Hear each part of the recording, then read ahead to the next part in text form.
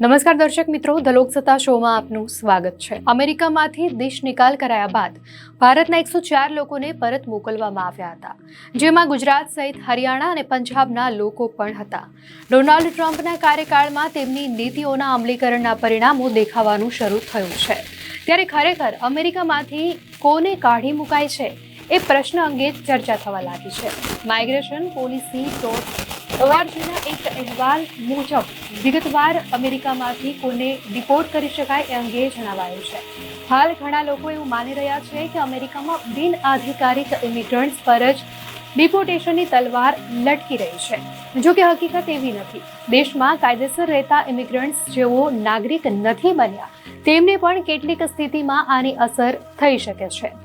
બિનઅધિકારિક ઇમિગ્રન્ટ્સની સાથે એવા લોકો કે જેઓ ગેરકાયદેસર રીતે અમેરિકાની સરહદમાં પ્રવેશ્યા હોય એ અને વિઝાની મર્યાદા કરતાં વધુ સમય સુધી દેશમાં રહી રહ્યા હોય તેવાને પણ ડિપોર્ટ કરી શકાય છે।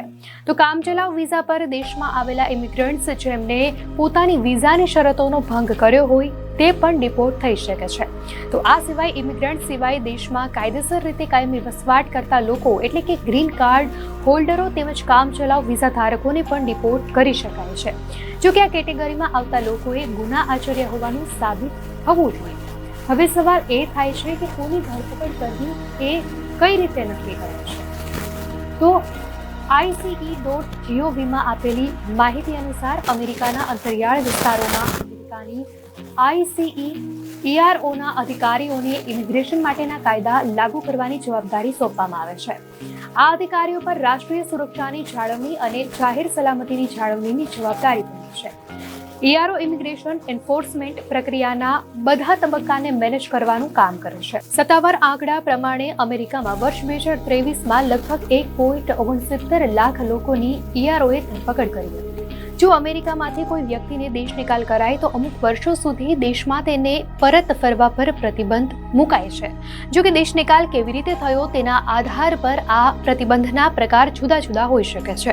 જો ઝડપી દેશ નિકાલની પ્રક્રિયા થકી કોઈ વ્યક્તિને દેશ નિકાલ કરાય તો તેના અમેરિકામાં પ્રવેશ પર આગામી 5 વર્ષ સુધી પ્રતિબંધ લાગી જાય છે।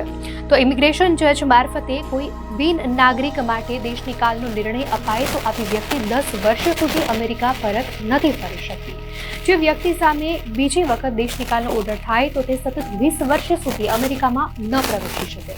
તો અમુક ગુનામાં તો અપરાધી અને વારંવાર ઇમિગ્રેશનને લગતા કાયદાનું ઉલ્લંઘન કરનાર વ્યક્તિ પર આજીવન પ્રતિબંધ પણ મુકાય છે। આ સિવાય એવા પણ લોકો આ યાદીમાં સામેલ હોય છે જેમનો પોતાનો દેશ તેમને ફરજ સ્વીકારવા તૈયારી નથી।